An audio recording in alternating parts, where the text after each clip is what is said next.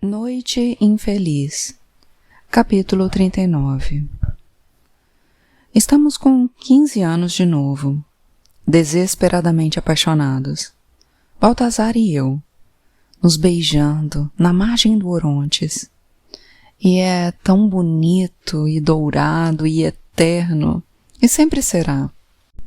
E lá está o irmãozinho de Baltazar, Abdi, seguindo-nos para onde quer que vamos. 4 anos e ainda com aquele pingente dourado no pescoço. O pingente que o irmão roubou para ele, mas que não me diz de jeito nenhum de quem ou onde o roubou. Lá está ele, orgulhoso, imitando Baltazar. Meu Deus, ele ama o irmão. E, meu Deus, Baltazar o ama mais do que qualquer objeto ou ideia ou sentimento no mundo. Nós dois o amamos. Ele é nosso companheiro constante, nossa sombra. Nosso filho, um filho para treinarmos para quando nos casarmos. Mas nada de casamento, não por enquanto. Primeiro, Baltazar me ensina a viver de novo, a cuidar de mim mesma. Ele me ensina a lutar, a furtar o fórum, e Abdi nos observa enquanto ele me ensina. Imita o irmão, idolatra-o. Tudo o que quer é ser Baltazar. E lá está Baltazar me levando para o fórum quando decide que estou pronta para testar minhas habilidades de furto em um alvo de verdade. Ele vai fazer o papel de cúmplice. E lá está Abdi, que mandamos esperar por nós do outro lado do fórum. Não saia daqui até que a gente venha buscar você, diz Baltazar.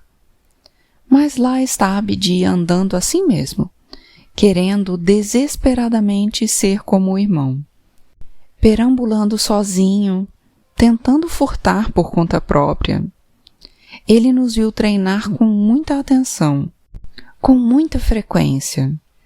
Tem certeza de que é capaz, mas ele ainda não tem nem 5 anos e não sabe que isso não é brincadeira.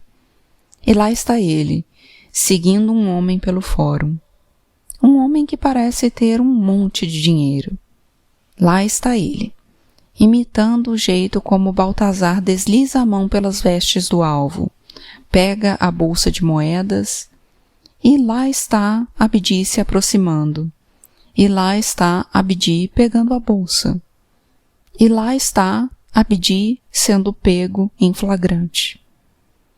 Sua mão sendo agarrada ao segurar uma bolsa cheia de moedas, agarrada por um homem que o encara de cima, fitando-o com olhos duros e inesquecíveis ao apertar a mão do ladrãozinho, espremendo-o até que os ossos frágeis ameaçassem se quebrar, espremendo-o até que Abdi não tivesse escolha a não ser gritar.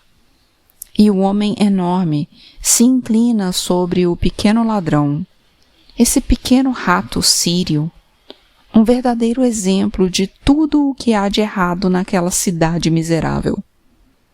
E o homem é um centurião romano. E os guarda-costas do centurião estão ao redor dele agora. E uma multidão se forma em torno dele e desse menino de repente apavorado, menos de 5 anos de idade. E algumas pessoas da cidade, os homens, pedem ao cinturão que o solte. Vamos garantir que ele seja punido, dizem eles. Vamos bater nele até fazê-lo sangrar, dizem. E o menino está apavorado, claro, gritando para que o soltem, gritando porque a mão dói muito, muito, gritando porque de repente ele sabe que não é uma brincadeira. E o centurião puxa a espada. E algumas pessoas no meio da multidão prendem a respiração e gritam em protesto. E os homens redobram suas promessas de punir a criança, embora saibam que não podem fazer nada para intervir. Que isso seja um aviso, grita o centurião. Um aviso de que o crime não será tolerado em Antioquia, por ninguém. E ele aperta a mão de Abdi com mais força ainda, provocando outro grito angustiado. Mas ali está Baltazar para responder. Ali está o heróico irmão mais velho que nunca. Jamais vai deixar que nada aconteça a Abdi. Ali está Baltazar, atraído pelos gritos angustiados do irmão, correndo direto para o centurião, eu atrás dele. Fomos convocados por aquela voz reconhecida, e Baltazar vai enfrentar esse romano antes que ele possa fazer o que pretende. Ele vai encará-lo e vai vencê-lo, enquanto Abdi e eu escapamos. E o mais provável é que ele pague com a própria vida, mas ele não se importa. Os guarda-costas do centurião, no entanto, se importam e bloqueiam o caminho de Baltazar. Eles formam uma barreira na frente do outro romano, agarrando Baltazar pelos braços e pernas, segurando-o enquanto ele se contorce e grita, enquanto seus olhos encontram os de Abdi, e o menino de repente percebe que o irmão não pode salvá-lo, afinal de contas. E o centurião enfia a espada na barriga de Abdi. E o menino grita à medida que sua carne tenra cede, mas não se rompe. Então o centurião empurra com mais força, e a pele se rasga, deixando a lâmina entrar, deixando-a abrir sua barriga e sair pelas costas. E nós ficamos parados por um momento, parados bem ali, naquele curto espaço de tempo, porque nossos olhos nos enganaram, porque dizemos a nós mesmos, não foi isso que aconteceu, não pode ser, porque homens não enfiam espadas afiadas na barriga de crianças, não pode ser, porque Abdi vai crescer e vai ter uma vida inteira com a gente. Uma vida inteira. E rica, toda dele, cheia de belezas e descobertas, de todos os amores e oportunidades que um menino de bom coração merece. Mas é verdade. O centurião puxa a espada e solta a mão quase quebrada do menino, e o deixa cair sentado no chão, e ele fica ali por um momento, até cair de lado, segurando a barriga em silêncio, enquanto o sangue corre por entre os dedos, e enquanto observa a cena de algum outro mundo em que aquilo não pudesse ser de verdade, Baltazar imagina Abdi agarrando sua perna e gritando: Baltazar, Baltazar, fique aqui. E a angústia, os gritos do irmão mais velho. O irmão mais velho, ainda pequeno demais, jovem demais para lutar contra os guardas que o seguram pelos braços e pelo pescoço, que lhe dão uma surra enquanto ele luta e grita e até esfola a garganta. E a multidão está chocada, em silêncio, incapaz de fazer qualquer coisa. Não é da conta deles. Eles não querem acabar do outro lado do rio, naquelas covas rasas. E eu fico assistindo a tudo, ao lado de Baltazar, mas a quilômetros de distância da agonia que ele sente. Ele está sozinho, eu sei disso. Mesmo ali, nos primeiros segundos. E eu me viro para os gritos deles em vez dos meus, e vejo como Baltazar passa por uma transformação bem ali, no fórum. Eu o vejo cair de joelhos. Eu o vejo pegar o corpo sem vida do irmãozinho e segurá-lo nos braços trêmulos, segurar o nosso filho de treino. E eu também caio de joelhos, sentindo uma ânsia subir até a garganta. E agora os olhos do centurião encontram os de Baltazar, e ele sabe que é um parente, um irmão. Ele sorri para Baltazar, porque ele pode, porque está acima da lei, um Deus. E um centurião decide deixar uma marca nesse rato sírio, deslizando a espada 2 vezes na face direita de Baltazar, deixando um X sangrento. E, tal como essa cicatriz, o rosto do centurião vai ficar com Baltazar para sempre. Como se não bastasse, o centurião pega o pingente do menino, arranca-o do pescoço enquanto ele ofega em vão em busca de ar, e o pendura no próprio pescoço. Provavelmente é roubado mesmo, diz a multidão. E então ele vai embora, conduzido pelos guarda-costas para dentro do fórum movimentado.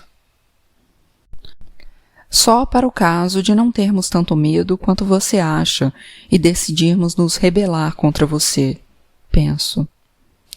Só temos muito medo e deixamos escapar para a segurança e para o anonimato da classe dominante romana de Antioquia.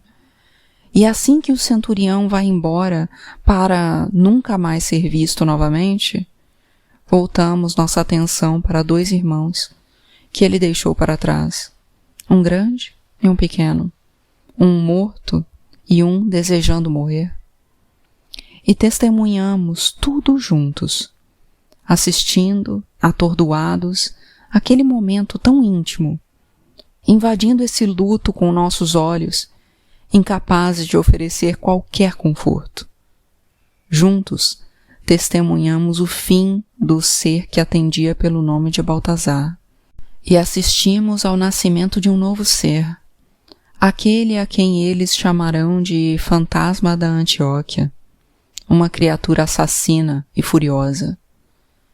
Já não basta roubar os romanos. Ele quer matá-los. Não, querer não. Querer é muito pouco. É só um desejo. Mas nem precisar é suficiente para descrever o que corre dentro dele agora. Baltazar vai matar o centurião. Ele tem tanta certeza disso quanto do próprio nome. Como eu, ele quer reduzir Roma a cinzas. Mas ao contrário de mim, ele sabe que vai mesmo fazê-lo. Não hoje, nem daqui a 1 ano, mas algum dia. Ele sabe que vai ver Roma queimar, e ele se consola com esse pensamento. E, embora não seja um homem de orações, Baltazar reza por isso. Reza tão fervorosamente como jamais um homem rezou. Uma oração silenciosa, bem ali no fórum. Concedei-me, ó Senhor, concedei-me essa graça. Deixai-me ver de novo o rosto de meu inimigo. Deixai-me golpeá-lo pelo que ele fez. Deixai-me fazer isso antes que minha vida nessa terra acabe. Deixai-me fazer isso, e não importa o que me espera do outro lado do abismo da morte. Não importa quais serão as consequências do tempo ou do castigo. Ele está tremendo agora, soluçando enquanto o sangue de Abdi se espalha pelo colo dele, embalando-o para frente e para trás, ajoelhado no calçamento de pedras do fórum. E, por alguma razão, meus olhos são atraídos para as roupas de Abdi, e eu vejo que ele se mijou. E é isso que me faz chorar, afinal. Pois isso o reduz à criança que ele é. Isso demonstra o medo que ele deve ter sentido e rouba seu último resquício de dignidade. E a multidão já está diminuindo, com medo de que os romanos voltem e punam todo mundo por fazer tanto drama por causa de um simples assassinato.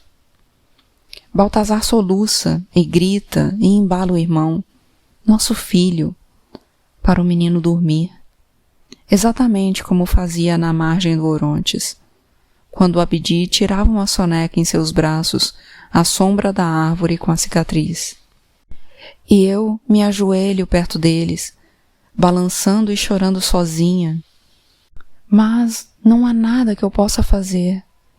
Já sou inútil e sei disso. Nem eu, nem a mãe dele, nem mais ninguém. Baltazar está sozinho. Mas o pior, muito pior que isso, é que, no fundo do coração, ele sabe. Ele sabe que é culpa sua. Tudo isso é culpa sua por ter sido tão irresponsável, por ensinar um menino a roubar, por ser um menino ruim para uma boa alma. E ele sabe que, de alguma forma, algum poder invisível o está punindo pelo que ele fez com a própria vida.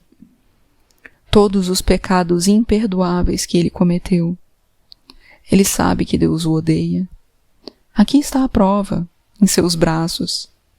Qual Deus poderia fazer algo assim? Só um Deus que odeia. E um único propósito toma conta de Baltazar. Ele está morto agora. Não há mais consequências. Ele está morto. E os mortos têm licença para matar os vivos. Ele está morto. E Deus o odeia.